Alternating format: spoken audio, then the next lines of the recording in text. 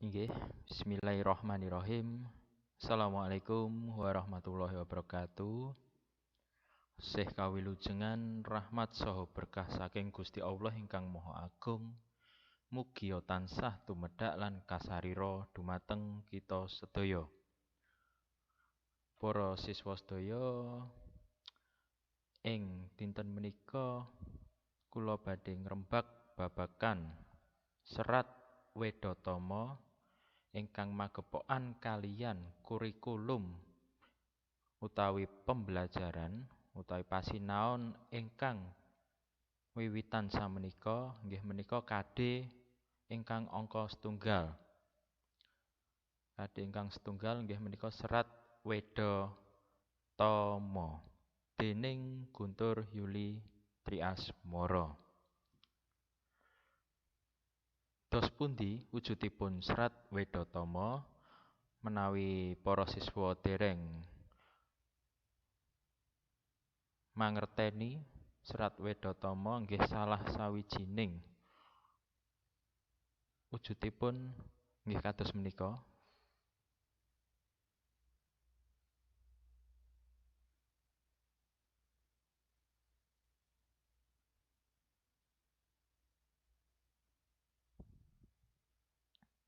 Nah, menika naskahipun serat Wedatama utawa wujudipun serat Wedatama katulis kanthi seratan tangan utawi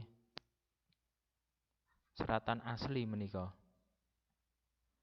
Yang menika uninipun so dipun pepet dadosipun serat pun pangkon paten nggih.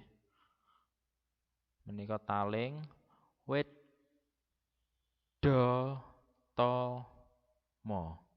Dadosipun naskahipun menika umuripun kirang langkung 180 taunan. 180 taun sampun ketingal wonten ing mriki. Pinggiripun nggih sampun radi-radi rusak. Pun radi rusak menika amargi nggih kepangan jaman, kepangan umur lan gumantung perawatanipun ingkang anggadhahi serat menika.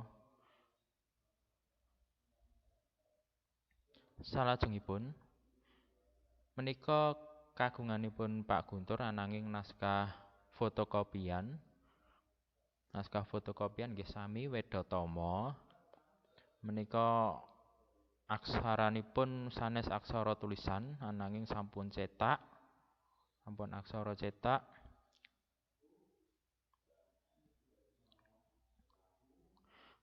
Menika terbit tahun 1931. 1931.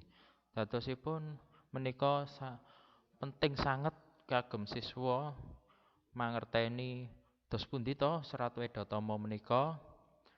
Dados angger kagem pijakan siswa saged sinau sedaya. Nek menawi mboten ngerti, berarti kan nggih meh ora penasaran ngoten. Nggih. Lah menika halaman salajengipun saking serat Wedatama. Nah, saged dipun tingali para siswa. Menika angka taunipun 1931.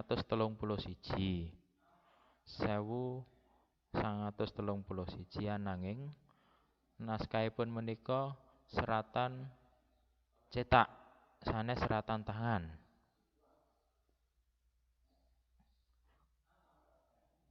Dening Mangkunagara ingkang angka sekawan. Lah menawi dereng pirsa Kanjeng Gusti Pangeran Adipati Arya Mangkunagara sekawan, menika fotonipun ananging niki tesih serat fotokopinan. Dadosipun nggih boten patos cetha. Ingkang menika halaman setunggal utawi kaca setunggal. Serat Wedatama pupuh ingkang angka setunggal. Pupuh ingkang angka setunggal. Nggih menika pupuh pangkur ingkang mengke kula terangaken ing slide salajengipun. Menika sampun kepangan umur. Pinggiripun sampun rusak. Dipun pangan tikus mbok menawi. Nah, para siswa, sapa ingkang nyerat Serat Wedhatama menika? Senajan to menika versinipun kathah, ananging para ahli sepakat utawi sarujuk Serat Wedhatama menika dipun serat dening Yasan Dalem Kanjeng Gusti Pangeran Adipati Arya Mangkunagara ingkang angka sekawan. Mangkunagara ingkang angka sekawan. Lah samenika fotonipun Eyang Kanjeng Gusti Pangeran Arya. Kanjeng Gusti Pangeran Adipati Arya Mangkunagara ingkang angka sekawan. Ingkang fotonipun wau saderengipun wonten ing salah setunggal kaca ing lebeting Serat Wedhatama kala wau. Nah, sinten menika Kanjeng Gusti Pangeran Adipati Arya Mangkunagara ingkang angka sekawan? Sumangga dipun waca rumiyin. Ingkang sepisan, Kanjeng Gusti Pangeran Adipati Arya Mangkunagara sekawan menika lairipun taun 1811 lan mangkatipun nggih taun 1881. Nggih kirang langkung yuswanipun nggih 17 taunan.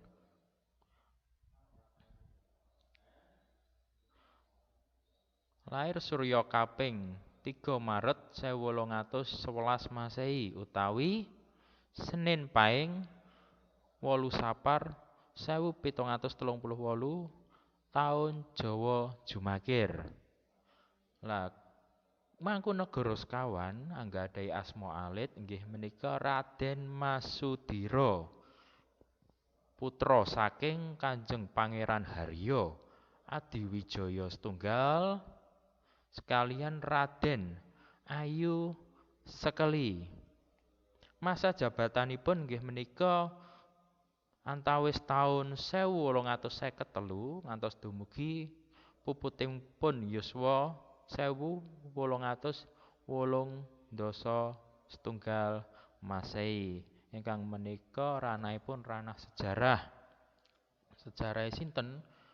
Mangkunagara ingkang angka sekawan. Dadosipun kita melajari salah setunggaling karya saking salah sawijining tiyang, mbok menika karyanipun sae, otomatis wonten ati menika kita penasaran.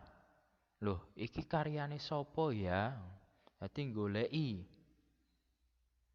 karyane, oh iki karyane si A. Berarti karyane apik tenan lah. Analogine kados mekaten.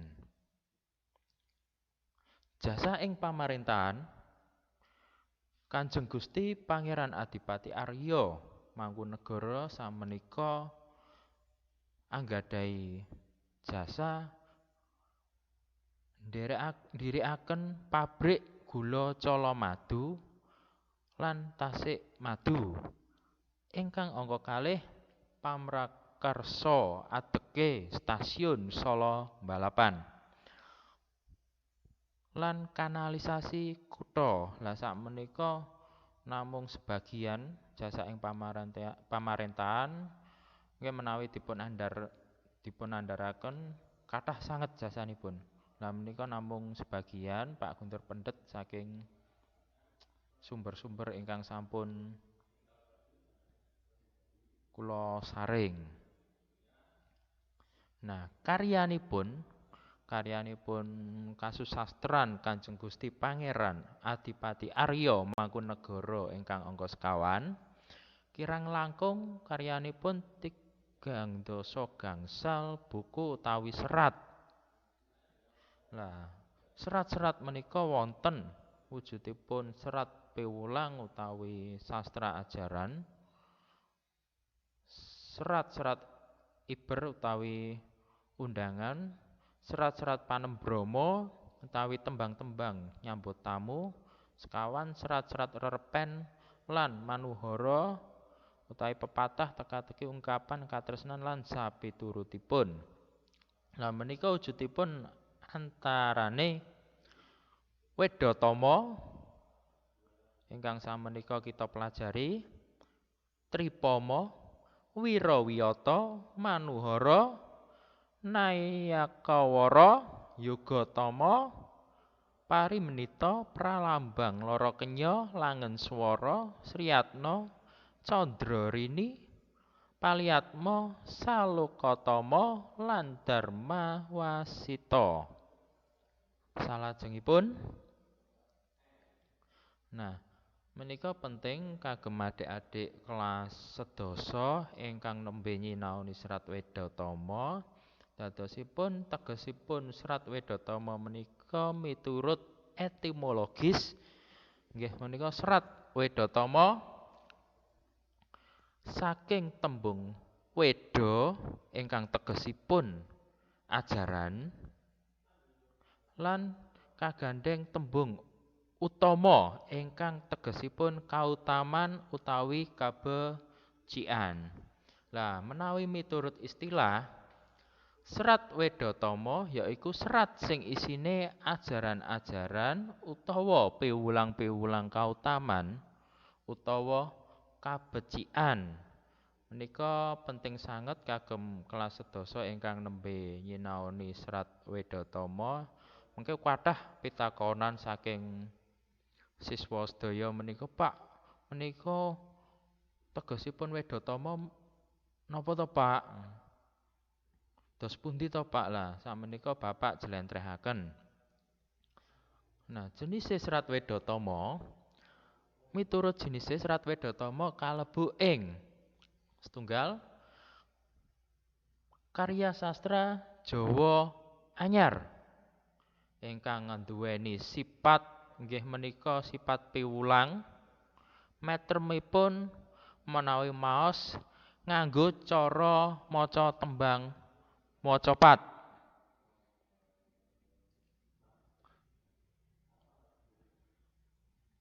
Nah, saderengipun mlebet ing bagian-bagian Serat Wedhatama amargi kala wau sampun mangerteni ngangge metrem tembang macapat, lah samenika kita kedah nyinaoni tembang macapat niku napa to? Dos pundi to tembang macapat? Monggo kita rembak sasarengan. Apa iku tembang macapat? Adik-adik awit saking SD ngantos ngancik SMP mesti nggih pun tahu nembangaken tembang macapat. Macapat iku tembang tradisional ing tlatah Jawa. Adate macapat ngemu teges minangka maca papat-papat. Yaiku cara maca saben patang wanda. Wanda samenika tegesipun menawi basa Indonesia suku kata. Amarga pupuh kang ana sajroning Serat Wedhatama iku awujud tembang macapat. Mula unsur pambangune kudu jumbuh karo paugeran lan denda krata tembang macapat. Tegesipun ingkang angka kalih menika tegesipun saged kathah para siswa saged memahami ingkang pundi ingkang gampil. Ingkang angka kalih tembang macapat yaiku susastra Jawa kang kaiket dening paugeran-paugeran tartamtu kayata Guru Gatra. Menika penting paugeranipun tembang macapat Guru Gatra nggih menika cacahing larik saben sapada. Sapada menika setunggal pada. Pada tegesipun nggih menawi basa Indonesia alinea utawi paragraf. Guru wilangan Cacahing wanda saben sagatra. Dadosipun cacahing suku kata saben saklarik tembang niku wau. Lajeng guru lagu tibaning swara dongding a i u e o saben pungkasaning gatra. Lah, urut-urutaning tembang macapat perlu dimangerteni para siswa.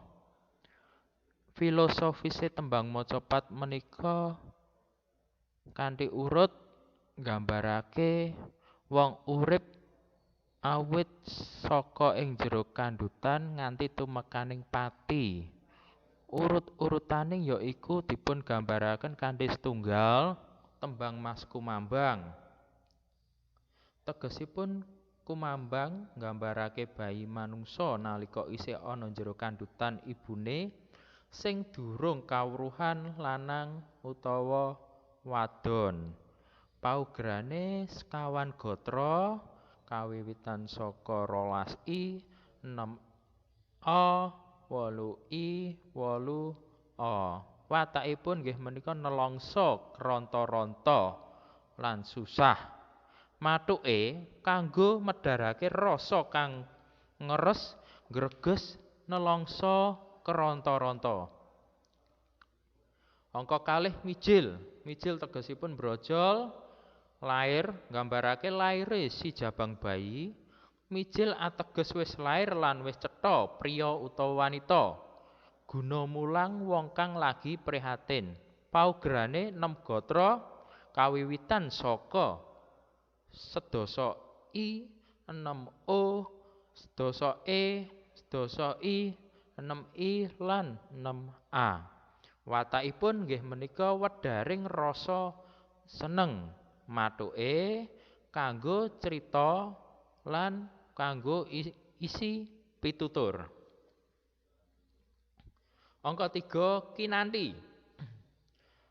Kinanthi saka tembung kanthi tegesipun tuntunan, bimbingan utawa aran kanggo gegayuhan. Kinanthi saka tembung kanthi utawa nuntun kang ateges dituntun supaya bisa mlaku ngambah panguripan ing alam donya. Paugeranipun nggih menika 6 gatra kawiwitan saka 8u, 8i, 8a, 8i, 8a lan 8i. Watakipun seneng, asih lan tresna. Mathuke kanggo medharake rasa gandrung. Salajengipun sinom. Sinom saking tembung nom nggambarake nalika ngancik nom-noman. Sinom ateges kanoman minangka kalodhangan sing paling wigati kanggone wong anom supaya bisa ngangsu kawruh saakeh-akehe. Paugerane yaiku 9 gatra kawiwitan saka 8a, 8i, 8a, 8i, 7i, 8u, 7a, 8i lan 12a. Watakipun nggih menika grapyak, renyah lan semanak. Mathuke kanggo sesorah lan isi pitutur. Angka gangsal ngancik makna filosofine tembang angka gangsal asmarandana. Saking tembung asmara nyritakake nalika manungsa kang lagi ketaman asmara. Tegese nggih menika rasa tresna, tresna marang liyan, priya lan wanita lan kosok baline. Kang kabeh mau wis dadi kodrat ilahi.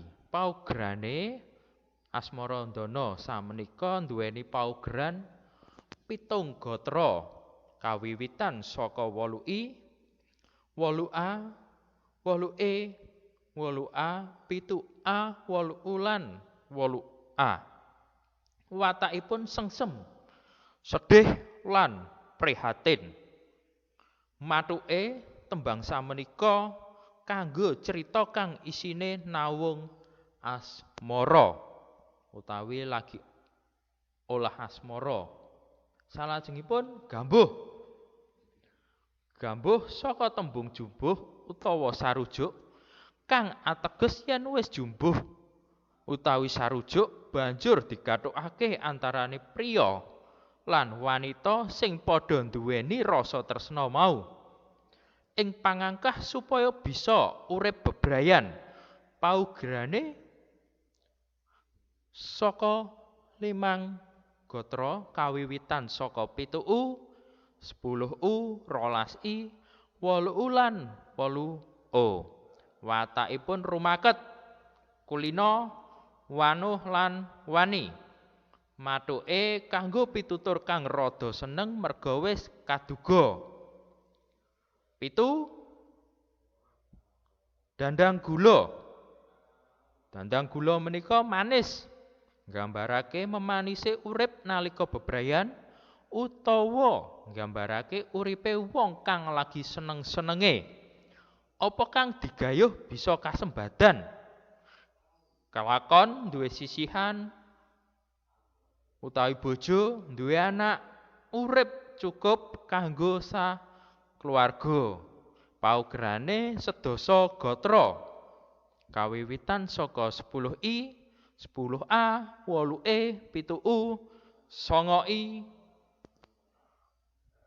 7A 6U 8A 12I lan 7A watake luwes lan resep mathuke kanggo apa wae mathuk piwulang gandrung lan sapanunggalane salajenge durma saka tembung udur nggambarake wong bebrayan nemoni masalah utawa udur lan padudon paugerane saka pitung gotra kawiwitan saka 12A 7I 6A 7A 8I 5A lan 7A watake galak lan muntap mathuke kanggo medharake rasa ati sing lagi nesu ati kedereng sereng lan kanggo nggambarake cerita perang 9 pangkur lah sakmenika ingkang badhe dipun sinaoni dening kelas sedasa pupuhe pupuh pangkur lah penting menika para siswa kelas sedasa pangkur sakmenika tegesipun saking tembung mungkur nggih menika mungkurake kadonyan utawa pangkur saka tembung mungkur kang ateges nyingkiri hawa lan nepsu angkara murka kang dipikir tansah kepingin weweh marang sapadha-padha paugerane saged dipun catet para siswa pangkur sakmenika nduweni 7 gotra ten pundi-pundi para siswa sedaya mbok menawi nemoni tembang macapat pangkur saka Indonesia tekan Suriname tekan Belanda pangkur kuwi ya ning ngendi-endi paugerane 7 gotra kawiwitan saka 8A 11I 8U 7A 12U 8A lan 8I watake sereng kejem nantang mathuke kanggo crita surasa sereng lan gregetan nah angka sedasa sakwise manungsa menika nyingkiri kadonyan lah menika tahapipun filosofisipun nggih menika nggambarake tembang megat roh lah para siswa wiwit saka SD nganti dumugi SMP mungkin para siswa kathah ingkang ngucapake megat roh lah sakmenika ingkang leres miturutipun Pak Guntur nggih menika megat roh ngagem pepet nggih megat saka tembung pegat dadosipun rohipun dipegat utawa dipisah merga nggambarake pegating jasad lan roh megat roh saka tembung megat roh utawa pegat rohe utawi nyawane awit wis titi wancine katimbalan marak sowan mring sing maha kuwasa watakipun sedih kingkin kawuran nglokro. Mathuke kanggo medharake rasa getun, keronta-ronta memelas. Salajengipun menika tembang pocung. Lah pocung menika saged disinaoni dening siswa SMA ingkang tingkat 11 semester setunggal ingkang samenika nyinaoni pupuh pocung amargi samenika Wedatama wonten gangsal pupuh lan kabagi ing 6 semester ing tingkat SMA. Pupuhe napa kemawon? Ingkang setunggal pupuh pangkur ingkang dipun sinaoni ing semester setunggal kelas tunggal. Ingkang angka kalih menika pupuh sinom ingkang dipun sinaoni dening para siswa ing semester kalih kelas sedasa utawi kelas tunggal. Salajengipun pupuh pocung ingkang dipun sinaoni dening para siswa kelas 11 semester setunggal. Pupuh salajengipun pupuh gambuh ingkang dipun sinaoni dening para siswa kelas 11 semester genap utawi semester sekawan benjing. Lan ingkang pungkasan pupuh kinanti ingkang dipun sinaoni dening para siswa tingkat 12 ing semester setunggal. Lah Pak ingkang semester 6 nyinaoni napa? Ingkang semester 6 mengke wonten serat nggih sami seratanipun Mangkunegara ingkang angka sekawan nggih menika serat Tripoma. Lah pocung sak menika nggambarake pocong, nggambarake manungsa sing dipocong. Pocong yen wis dadi layon utawi mayit banjur dibungkus mori putih utawa dipocong sadurunge dikubur.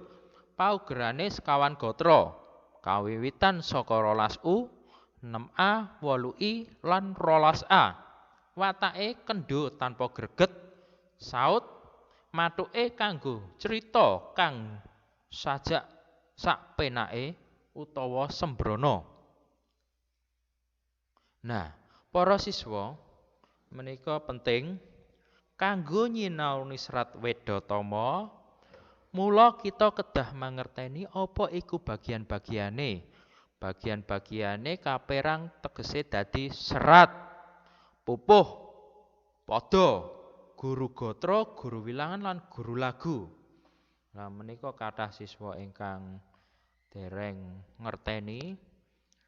Dadosipun menika kita melajari serat Wedatama menika kedah ngerti konsep napa niku serat, napa niku pupuh, pada samenika nggih napa, dos pundi, guru gatra, guru wilangan lan guru lagu dos pundi jlentrahanipun. Nah, struktur bagian-bagiane. Para siswa, serat sakmenika tegese naskah utawa buku utawa kumpulan tulisan.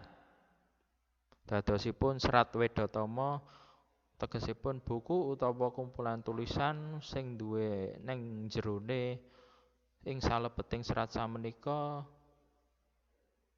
njlentrehake bab piwulang kautaman. Salajengipun saklebeting serat wonten tegese pupuh bagiane, yaiku kumpulan pada utawa bait sing ana ing jenis tembang sing padha. Ing buku-buku modern pupuh sakmenika tegesipun nggih kados judul bab. Salajengipun pada utawa bait, yaiku tegese kumpulan saka baris utawa larik kang dadi awujud tembang. Guru gatra cacahing larik saben sapada utawi sabait. Guru wilangan cacahing wanda utawi suku kata saben sagatra. Guru lagu tibaning swara a i u e o ing pungkasaning gatra.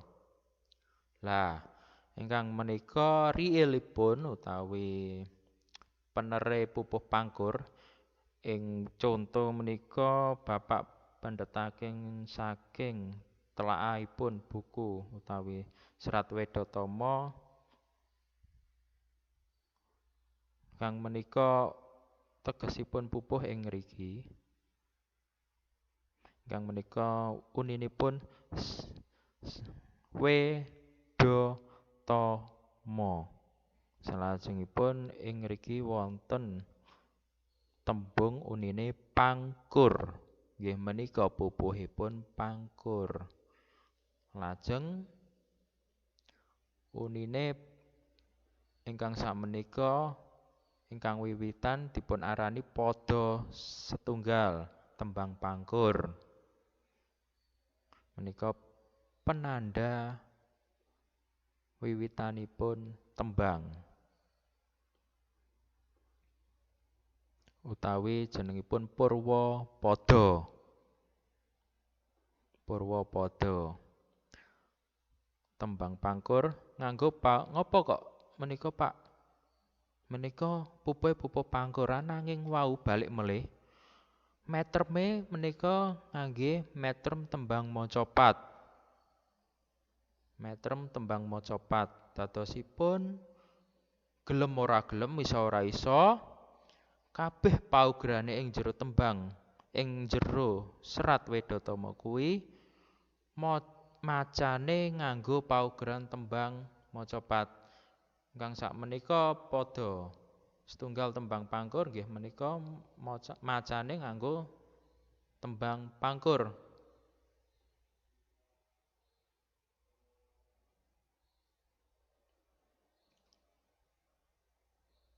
Salajengipun samenika para siswa isine Serat Wedhatama ingkang setunggal Serat Wedhatama kasusun saka 5 pupuh, gangsal pupuh. Jumlahipun 100 pada, rinciane yaiku setunggal pupuh pangkur 14 pada kawiwitan saka pada setunggal ngantos dumugi sekawan welas. Kang angka kalih pupuh sinom 18 pada kawiwitan saka pupuh gangsal welas ngantos dumugi 3 dasa kalih. Pupuh pocong gangsal welas pada kawiwitan saka pupuh 3 dasa 3 ngantos dumugi sekawan dasa 7. Pupuh gambuh 3 dasa gangsal pada kawiwitan saka pupuh sekawan dasa 8 ngantos dumugi 8 dasa kalih. Ingkang pungkasan pupuh kinanthi jumlahipun 18 pada kawiwitan saka pada 8 dasa 3 ngantos dumugi 100.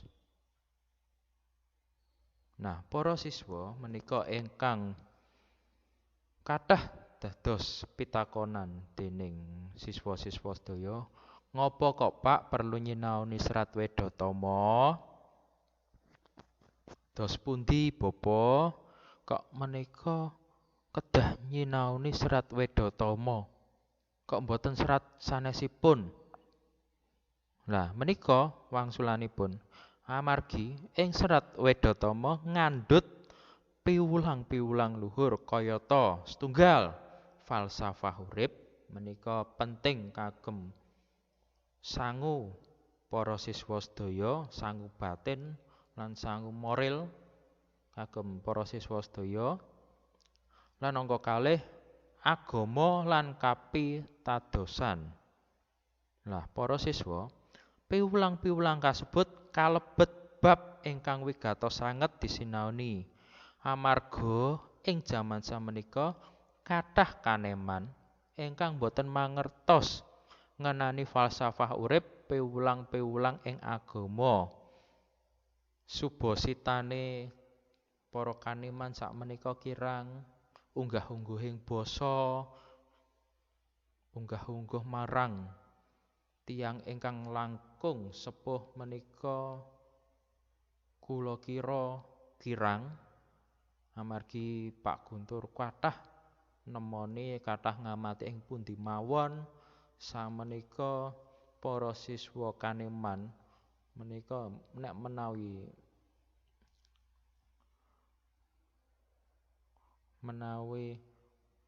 ngomong marang tiyang ingkang langkung sepuh kathah ingkang ninggalake unggah-ungguh basa. Nah, para siswa cekap semanten rumiyin jlentrehan saking PowerPoint Serat Wedotama menika kagem ancangan para siswa nyinaoni ing salebeting serat ingkang langkung mligi benjing ingkang langkung mligi dadosipun menika siswa cekap mangerteni ingkang seri ingkang kapisan samenika mengke Bapak ndamel seri ingkang angka kalih ingkang langkung mligi kagem menika piwucalan kagem kelas sedasa ingkang nyinaoni pangkur.